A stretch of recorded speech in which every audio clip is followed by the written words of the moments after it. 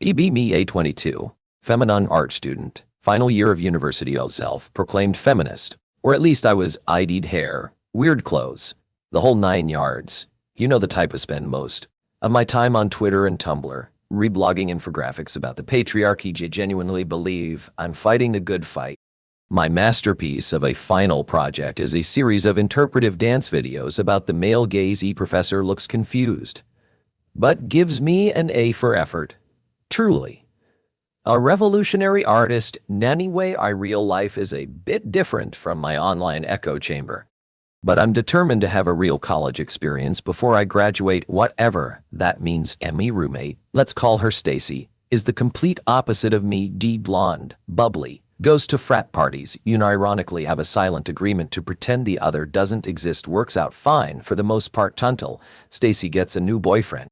Let's call him Chad, because of course his name is Chad. Chad is a specimen, EN64, jawline that could cut glass, probably benches a small car for fun. He's a business major, which in my mind is basically one step away from being a cartoon villain. He has a backwards baseball cap surgically attached to his head. I hate him on principle. Stacy and Chad are always giggling and being disgustingly cute in the living room, watching my obscure indie music through my headphones. Tone day. I'm in the kitchen trying to make my sad vegan dinner. Chad walks in. Fresh from the gym, smells like a mixture of sweat and Axe body spray. An unholy combination of sweat and Axe body. He grabs a gallon of milk from the fridge and chugs it straight from the carton. Hemi eye twitches. He says, wiping his mouth with the back of his hand. You're a me name, right? Unfortunately, I mutter. Laughs. A booming, annoyingly cheerful sound. Aunt Stacy's told me a lot about you. You're the artist, right? I dabble, I say, trying to sound mysterious and aloof. Cool. I don't really get art, but that's on me. He then proceeds to make a protein shake that looks and smells like wet cement. The blender is so loud it shakes the entire apartment. I retreat to my room, my sanctuary of solitude and angst. A few weeks go by. Youth semester is ending, and the pressure is on. I am barely sleeping, fueled by caffeine and a deep-seated fear of failure. Amy interpretive dance project is not going as planned. Amy cat keeps trying to attack the flowy scarves I'm using as props. I'd eats a whole thing as props. It's a whole. One night, I'm in the library, staring at a blank page in my sketchbook. I've been there for hours, and my brain has turned to mush. I'm about to give up and accept my fate as a starving artist when someone taps me on the shoulder. I turn around, ready to unleash my sleep-deprived rage on some unsuspecting soul. It's Chad. Hey, he says, holding up a coffee. You look like you need this. I'm too tired to argue, so I take it. Thanks, I mumble.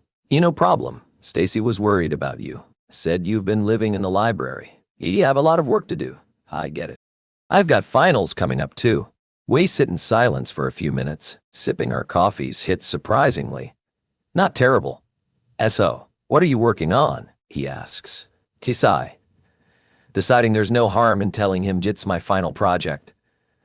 A series of interpretive dance videos about the male gaze. I brace myself for the inevitable "what's that?" or a blank stare, but he just nods thoughtfully. So, like how society's expectations of women are shaped by men. I'm taken aback. Yeah, basically. He says, sounds tough to express through dance. You have no idea.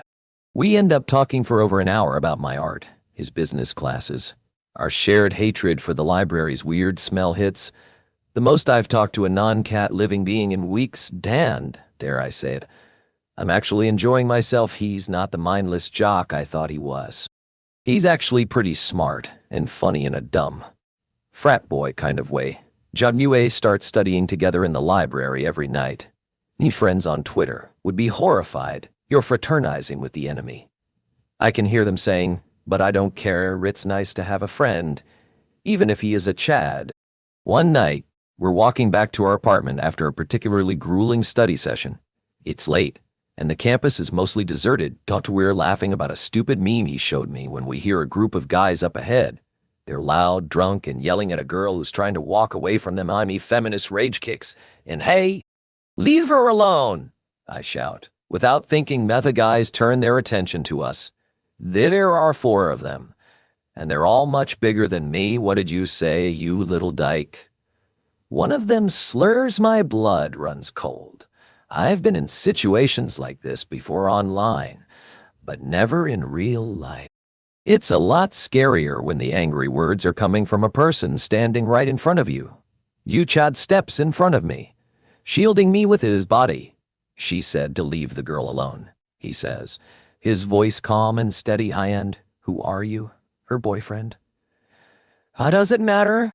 The guys start to circle us like a pack of hyenas. I'm frozen with fear, my heart pounding in my chest. A look. We don't want any trouble, Chad says, holding his hands up in a placating gesture. Too late for that, pretty boy, the leader says, and shoves Chad. Then all hell breaks loose. And shoves Chad. And then all hell breaks loose. Chad, my seemingly gentle giant of a study buddy, turns into a completely different person, and she moves with a speed and efficiency that's terrifying to watch. She takes on all 4 of them at once. A whirlwind of fists and fury. Can't do anything but stand there and watch. My jaw on the floor. In a matter of minutes. Over in a matter of minutes. The 4 guys are on the ground, groaning in pain. Chad has a black eye and a split lip, but he's otherwise unharmed. The wee girl they were harassing is long gone. You stand there in the aftermath. The only sound, the ragged breathing of Chad and the whimpers of the guys on the ground. Chad turns to me, his chest heaving. You okay? He asks, his voice raspy. I can only nod, still in shock. It takes my hand, his is warm and steady in mine, and we walk back to the apartment in silence. When we get back, Stacy is asleep. We go into the kitchen and Chad gets a bag of frozen peas for his eye. We sit at the table, the silence stretching between us. No, I don't know what to say. Thank you. I finally managed to get out. For what? For, he shrugs. It was nothing. It wasn't nothing. You could have gotten seriously hurt. I'm fine. But you shouldn't have had to do that. It's not fair that men have to be the ones to be violent to protect women. He looks at me, a strange expression on his face. What are you talking about? I'm a feminist, I say, as if that explains everything. I believe in equality. Men and women should be equal. Men and women should be equal. Okay, so, in a truly equal world, I should have been able to handle that situation myself. I shouldn't have needed you to save me. Starts to laugh, a low, rumbling sound. I'm confused. What's so funny? You think that's what equality means? He asks, still chuckling. Yes.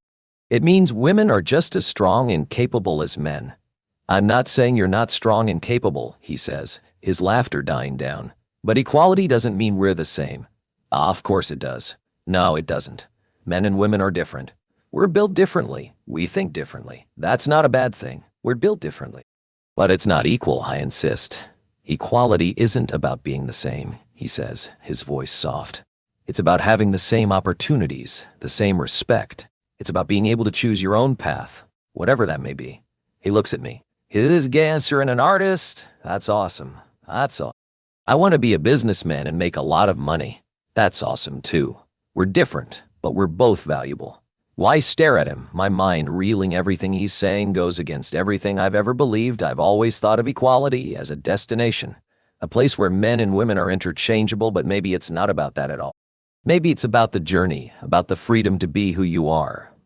Without apology, talk for hours. Until the sun starts to come up. He tells me about his childhood, about the pressure he's always felt to be strong and emotionless. I tell him about my own insecurities, about my fear of not being good enough. For the first time, I feel like I'm seeing the real him, not the Chad persona he puts on for the world. I realize that I'm not just seeing the real him, I'm seeing the real me too. The me that's not defined by her Twitter bio or her taste in obscure music. The me that's just me. It's just. The next day, I go to my interpretive dance class. And I scrap my entire final project and shall I start over. With a new idea, a dance about two people, a man and a woman, who are different in every way, but who find common ground in their shared humanity. It's not about the male gaze or the patriarchy, it's about connection, about understanding, about love. It's the best work I've ever done. Chad comes to my final presentation. He sits in the front row, a proud smile on his face. Get a standing ovation afterwards. He comes up to me, his eyes shining. That was incredible, he says. Thank you, I say, my heart's soaring. So he says, taking my hand. Now that you're a world-famous dancer, you still have time for a lowly business major like me? Gee, I laugh, and for the first time in a long time, it's a real, genuine laugh. For you, Chad, I say, squeezing his hand. I think I can make an exception. And so, the Femanon and the frat boy lived happily ever after more. At least they're giving it a try, because I'm starting to think that maybe, just maybe, equality isn't about being the same. And maybe it's about celebrating our differences. And maybe, just maybe, that's a much more beautiful dance to be a part of.